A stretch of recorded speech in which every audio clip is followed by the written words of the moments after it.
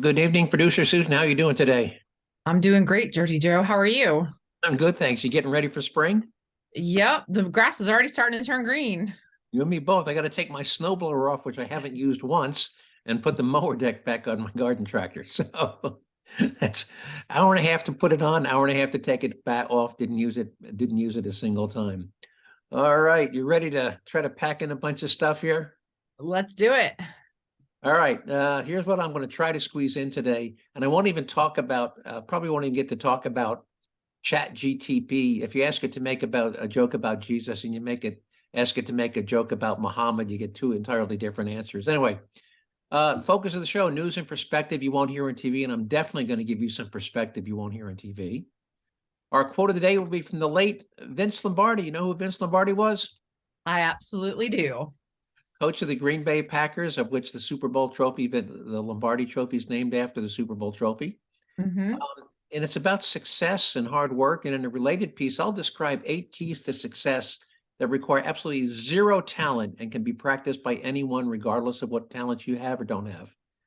And in our news and perspective segment, we're going to talk about a school shooting statistic that's being plastered all over the news in the wake of the Nashville school shooting. And it's astonishing, the numbers they're throwing out there that have no basis in reality. And I'll explain why these numbers are not to be believed. In the stupidest thing I've heard all week segment, we have two contenders. One is about how drinking coffee makes you a racist, and the second is how the MSNBC described the hit Tom Cruise movie, Top Gun Maverick. You'll have to decide which one is the winner. We'll tell you about a Biden nominee for a federal district judge position who couldn't answer one of the most basic questions about criminal law procedures that's taught to every first-year law student. We'll try to squeeze in a clip from Senator Lindsey Graham, who's heading up the Senate Judicial Committee on recidivism and the rate at which violent criminals were being turned back in the street, and statistics about first-time gun purchases by women and minorities. So if we have time to do it, it's about a 5-minute clip. And our taxpayer relief shot is from North Carolina, where a 15-year-old girl shoots and kills a man trying to kill her mother. Pretty dramatic. So you think we can fit that in? I have faith in you. All right. All right, here we go. And I've got this quote of the day followed by 8 keys to success to tie right into it. So Vince Lombardi, the coach of the Green Bay Packers, one of the most famous coaches ever, and the Super Bowl trophy is named after him. He said, the price of success is hard work, dedication to the job at hand, and the determination that whether we win or lose, we have applied the best of ourselves to the task at hand. I think that's pretty exemplary and Mhm. really tough to disagree with. Can you disagree with that? No, and I believe your mother has a personal tie to Vince Lombardi. That's right. When my mother went to school in Teaneck, New Jersey, or Teaneck or Tenafly, Vince Lombardi was the high school football coach there. So yes, At she has St. Cecilia's. at St. Cecilia's Catholic school. Yes, so she So absolutely where he was before Green Bay, he was a gym teacher at St. Cecilia's. St. Cecilia's school. I forget if it was Teaneck or Tenafly, but it was one of those two towns in New Jersey, northern New Jersey. But anyway, so I came across this thing, and it's I actually have to give credit to the one of the guys at my health club. He's the director of his marketing guy, and he had this sign out front. And these are 8 keys to success that require zero talent.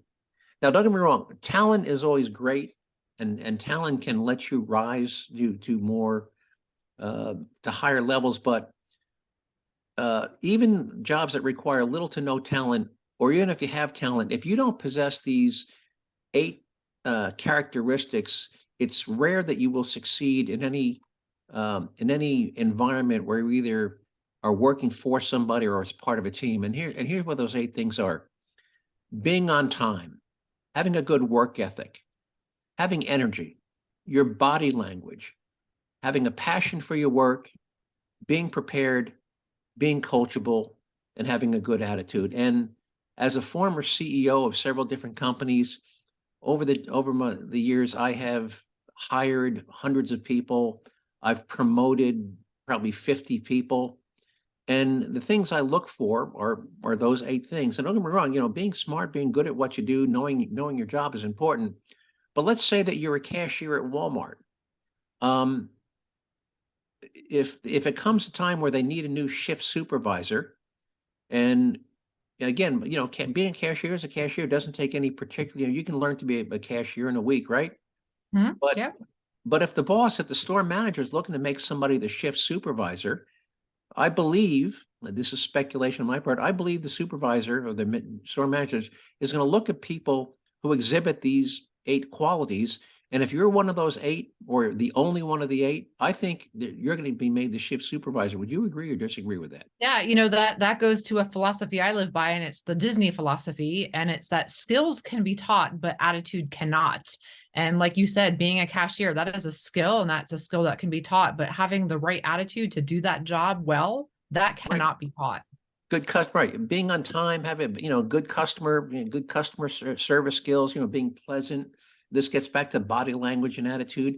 And again, if I'm the manager and I'm looking to make somebody the shift supervisor, I'm not going to promote somebody who's habitually late, low energy, lousy body language, isn't passionate about their job, and has a bad attitude. Like, I really don't like being here. I wish I could be doing something else. I'm not going to promote that person. Um, and one more thing before I move on, when I was young and foolish as a young manager, now ideally when you hire somebody, you'd like to find attitude, aptitude, and experience in the same bundle, in the same package.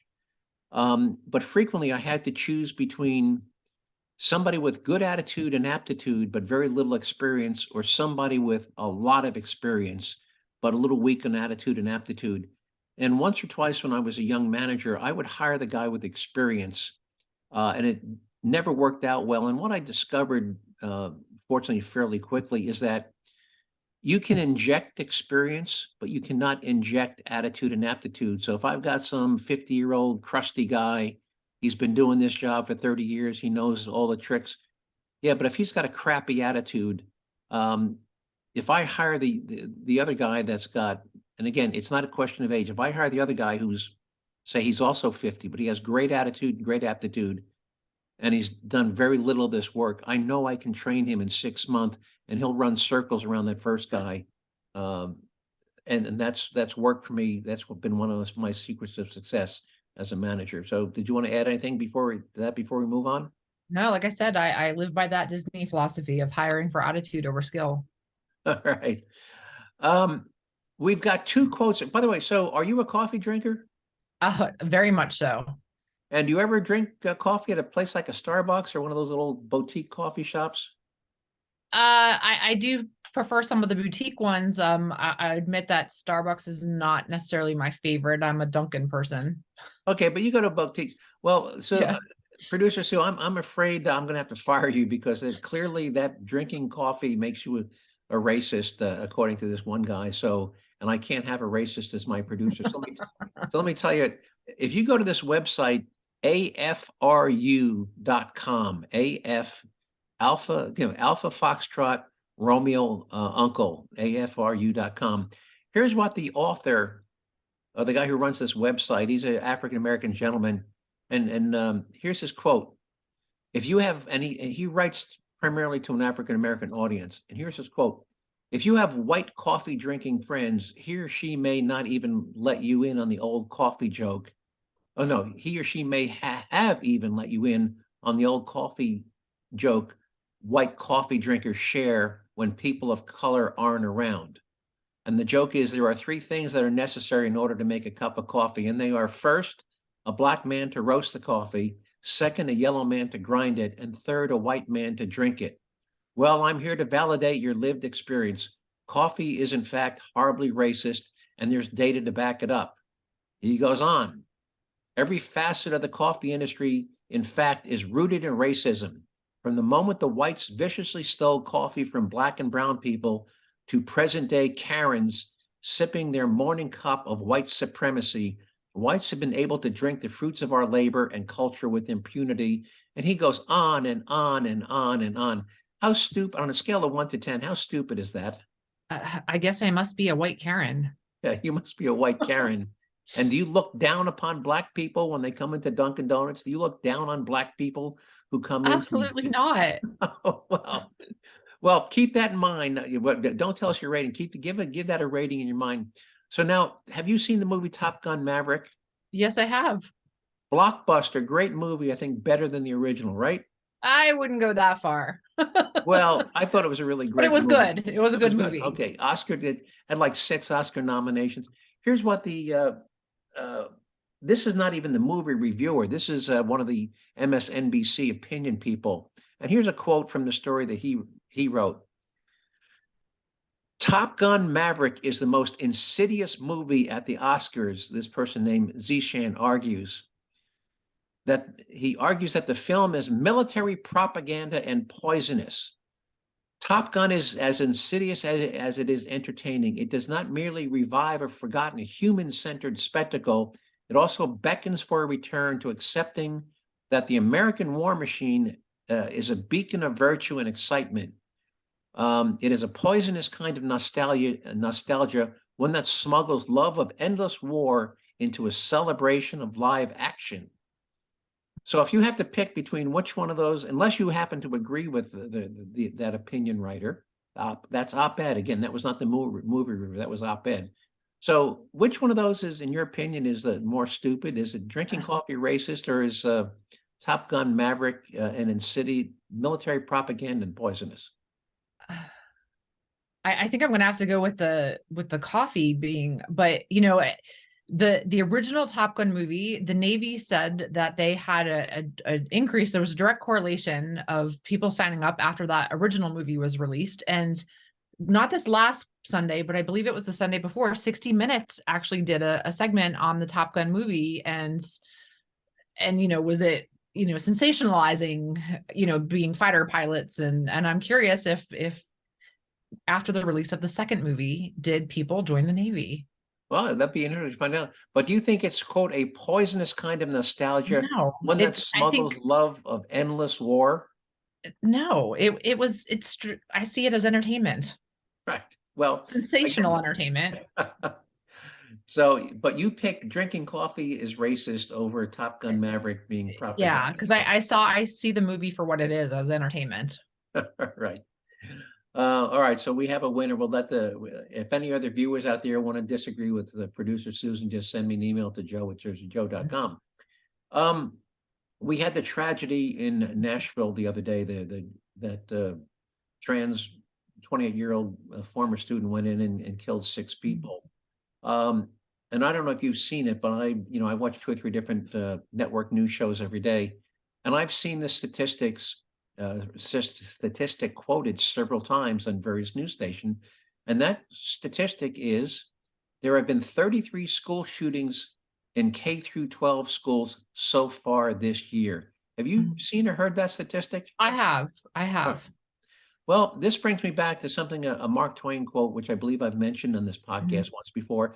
And Mark Twain once said, "There are lies, damn lies, and statistics." So 33 school shootings in K through 12 schools so far this year is a statistic. Well, let's talk about how accurate is that number. Well, whether or not it's accurate depends on your definition of a school shooting. Now, producer Susan, here's some questions for you. Do you consider the accidental discharge of a police officer's gun into the floor of a vacant school while school is not in session to be a school shooting? No, Okay. Do you consider a car in a school parking lot being damaged by a stray bullet fired from far away to be a school shooting? no, How about when one adult male shoots another adult male on school grounds at night while school is not in session? Is that a school shooting? no, How about do you consider a report of shots being merely heard outside of school with no evidence of bullet impacts to be a school shooting? no. Well, that's good, because if you answered yes, if your answer was yes, I consider all of those incidents, along with about 20 other similar incidents, to be school shootings, then the 33 figure would be correct. However, if your definition of a school shooting is an incident where a student or an adult brings a gun into a school and intentionally fires it inside the school with the intent to injure or kill another student or staff member, the number 33 suddenly shrinks, and it shrinks a lot. You know what it shrinks down to? Less than 10. Try 4. And here are those 4 incidents where a student or an adult brought a gun into a school and fired it at somebody with the intent to injure them. Those 4 incidents were obviously the Nashville school shooting that happened yesterday. A week ago in Denver, there was a kid who had been expelled from another school for having a weapon, was being patted down, and he had another weapon on him, and he pulled it out and wounded the 2 staff members that were patting him down. In Des Moines, Iowa, back in January, there was a school shooting where 2 were dead and 1 injured. And you may remember back in January, a 6-year-old with a gun shot a teacher in her hand. Do you remember that one? Yes. All right. Well, those are the only. I want to include my good friends up in Michigan State, even though but that's not K through 12 though. K through 12. Okay. Yes, the Michigan, that was a school shooting, but again, the statistic was that 33 in K through 12. Michigan State. K through 12. K through 12.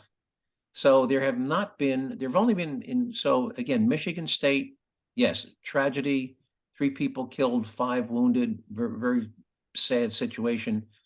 But the statistic was there were 33 shootings in K through 12 schools. Well, we go from 33 to 4. So why is the news media reporting this hyperbolic 33 figure when the actual number is 4?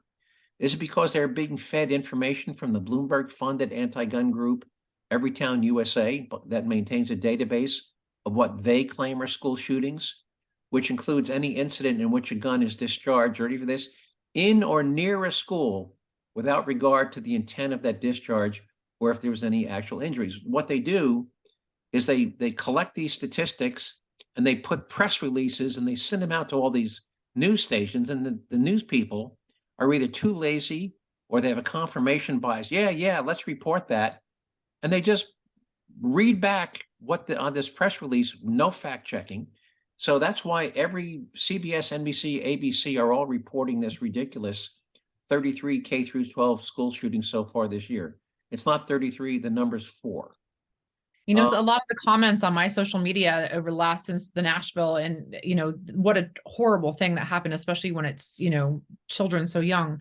A lot of the comments I was seeing from my friends and colleagues on social media was, this seems to be an everyday occurrence now, almost every day. And they're right, because it is on the news almost every day. It seems like, because like you said, they're putting these 33 shootings out there, and that's every couple of days. We're only in March.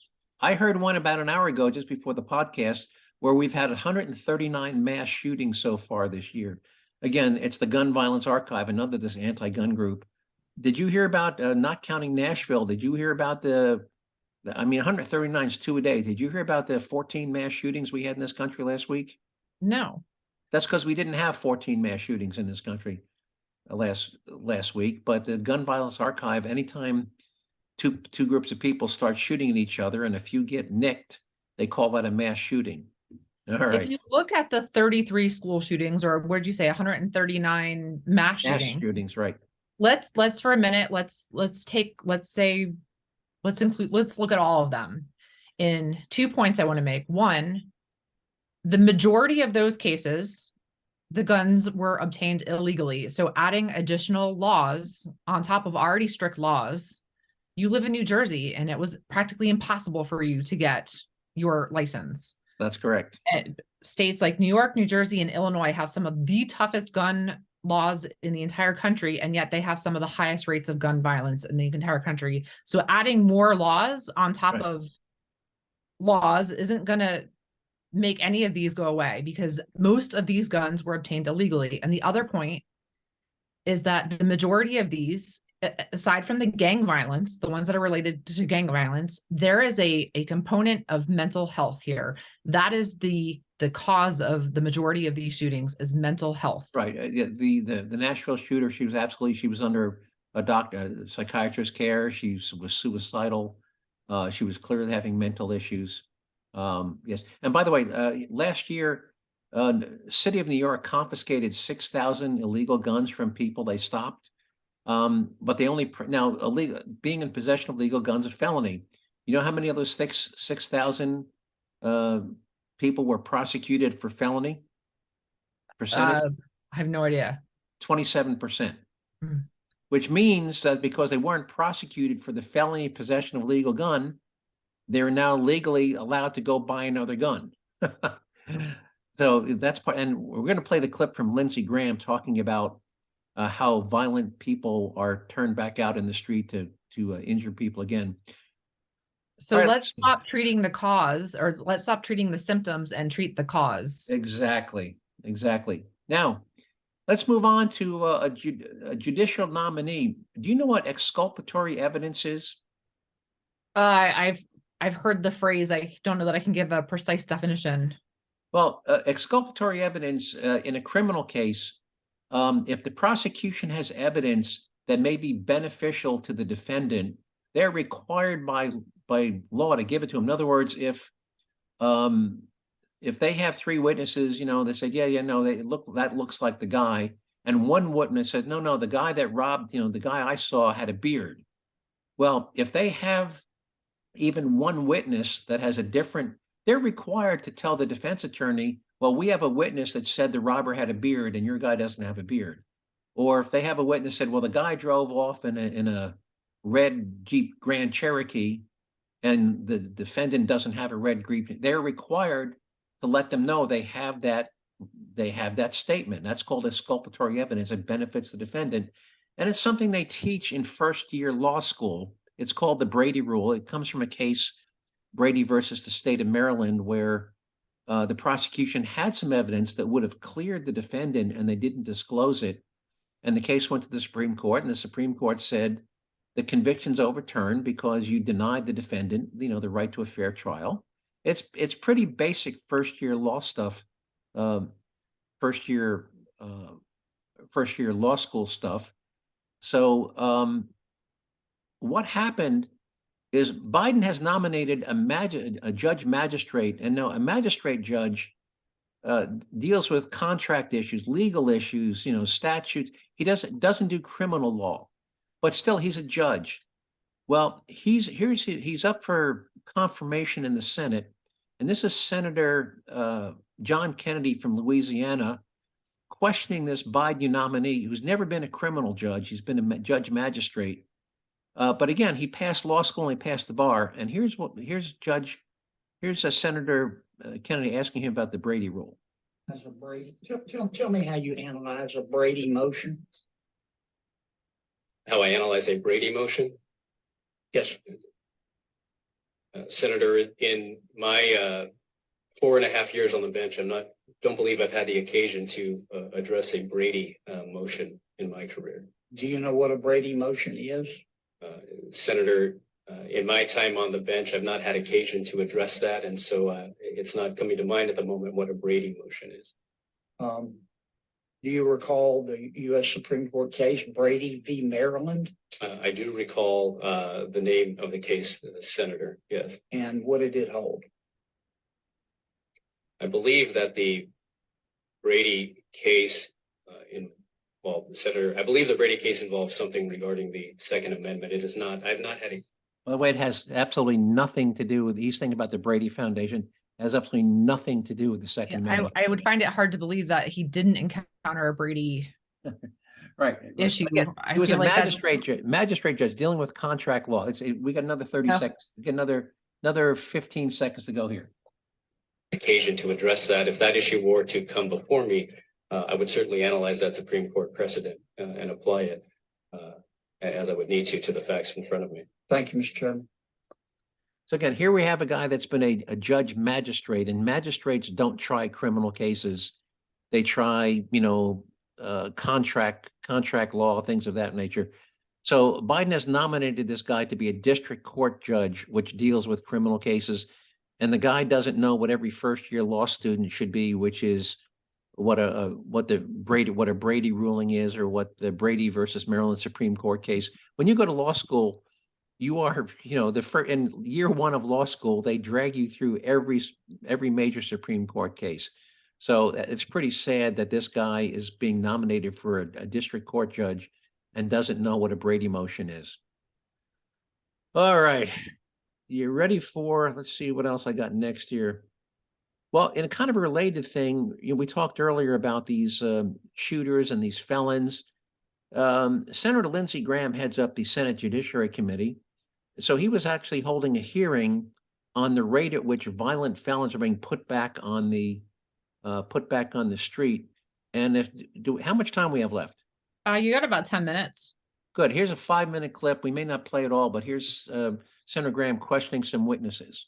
Let me find if I can find it. So revisit, is it the Rahimi case? Is that the right name? Yes, sir, I believe so. Okay. Let's see what is the most compelling thing to learn from that case. How many times was this gentleman involved with shooting at people? I'm not sure in total, but it seems like at least 6 or 7. Okay. And he 6 or was 7 times. Released based on what charge? He was facing a charge and released. The first time he was facing at least 1 felony domestic violence charge and 2 others. I'm not sure whether they were misdemeanors or felonies under Texas law. Okay. Is it pretty fair to say that this guy should not have been out on the streets? Absolutely not. He was very clearly a danger to both specific individuals and the public at large. Mr. Manguel, is this a common problem where our criminal justice system has a revolving door when it comes to people who are exhibiting violent behavior? It most certainly is a common problem, and one that it's a long-standing problem as well. I mean, one of the statistics I didn't get a chance to get to was that between 1990 and 2002, the Bureau of Justice Statistics reported that over 1/3 of individuals convicted of violent felonies were either out on probation, parole, or pretrial release at the time of those offenses. As our Did you hear that? Over 1/3 of the people who were convicted of a felony were out on parole or awaiting trial for a prior felony. criminal justice system has gotten softer, that problem's only gotten bigger.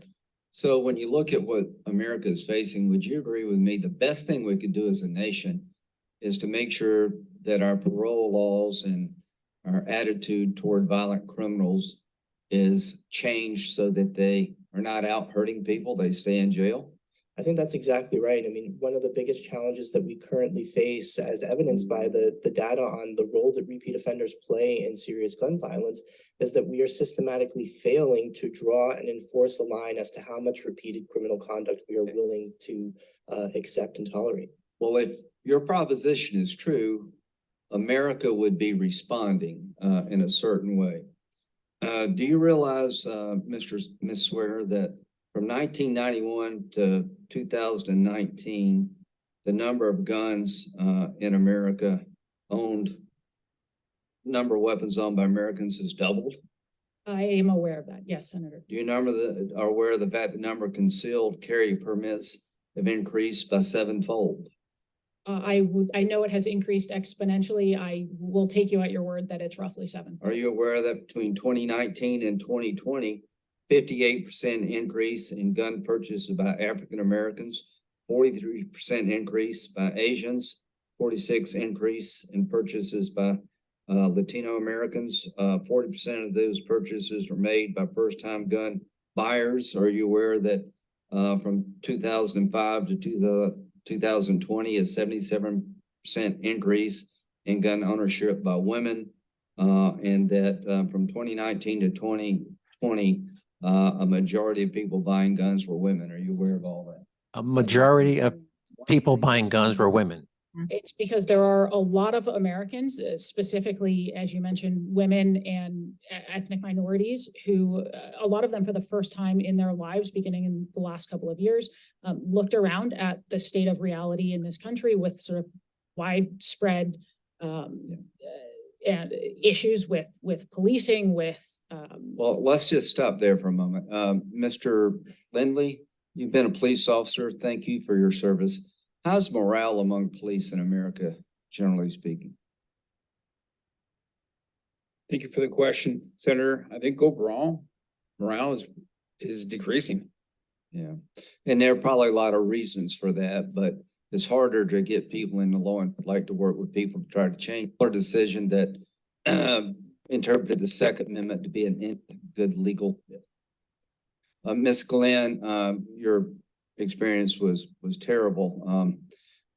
Your husband I'm going to cut it off there, but basically it comes down to the conclusion.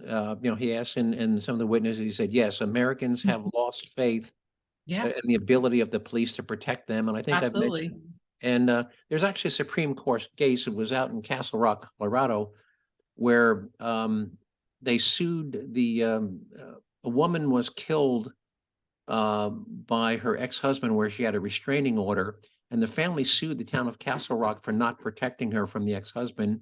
And the Supreme Court ruled that the police have no legal obligation to protect you. And that's Gonzalez v. Castle Rock, if you want to look it up. So the police do not have any obligation to protect you. So that's why the person who is responsible for your own safety at the end of the day is you. A restraining order and protection from abuse is just a piece of paper. And that's why I say to listeners, teach your daughter to shoot, because a restraining order is just a piece of paper. Anyway, did your father teach you how to shoot? Yes, he did. Well, very good. All right. Well, let's hope you never need a restraining order.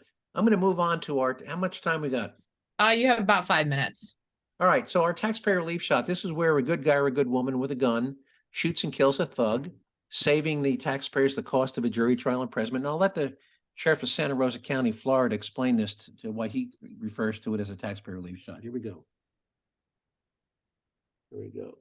Somebody's breaking in your house, you're more than welcome to shoot them in Santa Rosa County. We prefer that you do, actually. Hopefully, you'll save the taxpayers money. All right, and we have a fairly dramatic one today. This is a situation in North Carolina where a violent ex-boyfriend is attempting to kill this young girl's mother. And you're going to hear a very quick reference to her brother gets a gun. What they don't tell you, what you won't hear, is that the brother is only 12 years old. So there's this guy trying to strangle this young girl's mother.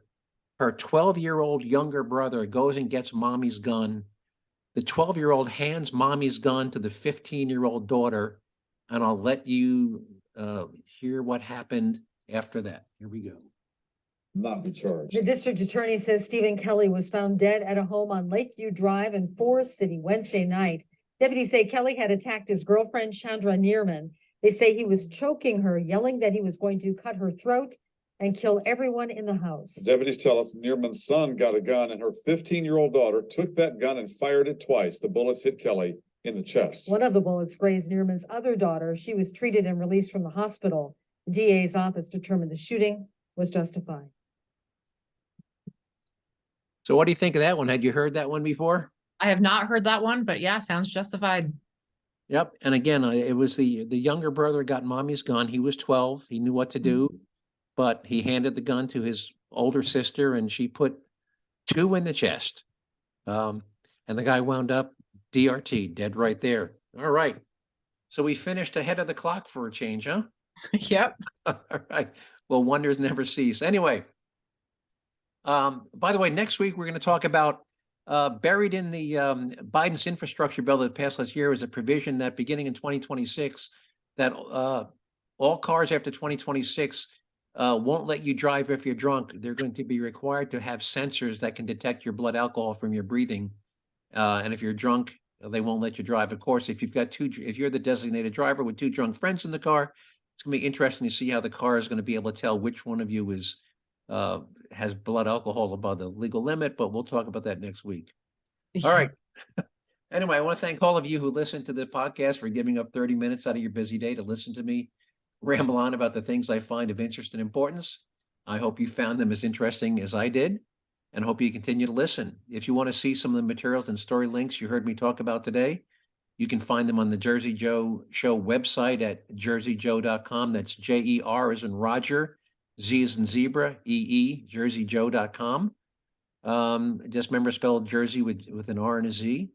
If you want to email me with a comment, question, or suggested show topic, you can do that by sending me an email to just joe@jerziejoe.com.